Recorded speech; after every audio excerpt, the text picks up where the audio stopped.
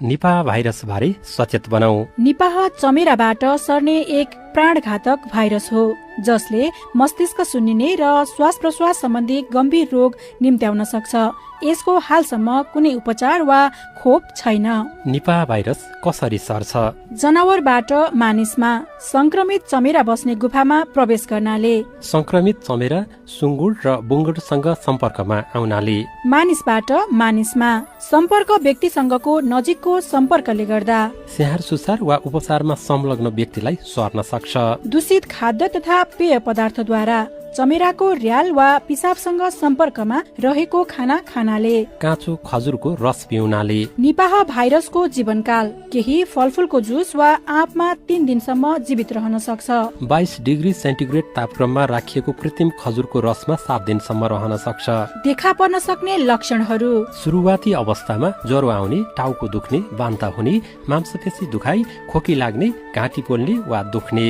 गम्भीर अवस्थामा मानसिक भ्रम, मस्तिष्क सुन्निने, काँप्ने, बेहोस हुने, श्वास फेर्न गाह्रो हुने, केही घटनामा बिरामीहरू 24 देखि 48 घण्टा भित्र कोमामा जाने र 40 देखि 75% संक्रमितहरूको मृत्यु पनि हुन सक्दछ। यस्ता लक्षण देखा पर्ना साथ नजिकको स्वास्थ्य केन्द्रमा गई RT-PCR गराउनु पर्दछ।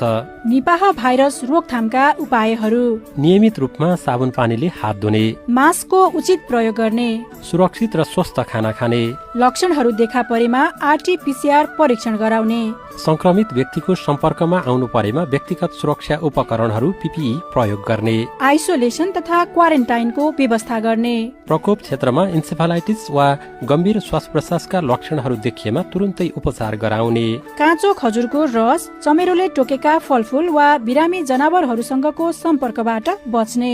कहीँ कतै कसैमा निपाह भाइरस सम्बन्धी लक्षणहरू देखिएमा वा निपाह भाइरस सम्बन्धी थप जानकारी आवश्यक परेमा नेपाल सरकार स्वास्थ्य तथा जनसङ्ख्या मन्त्रालयको निशुल्क हटलाइन नम्बर हेलो हेल्थ 1115 मा सम्पर्क गर्नुहोला।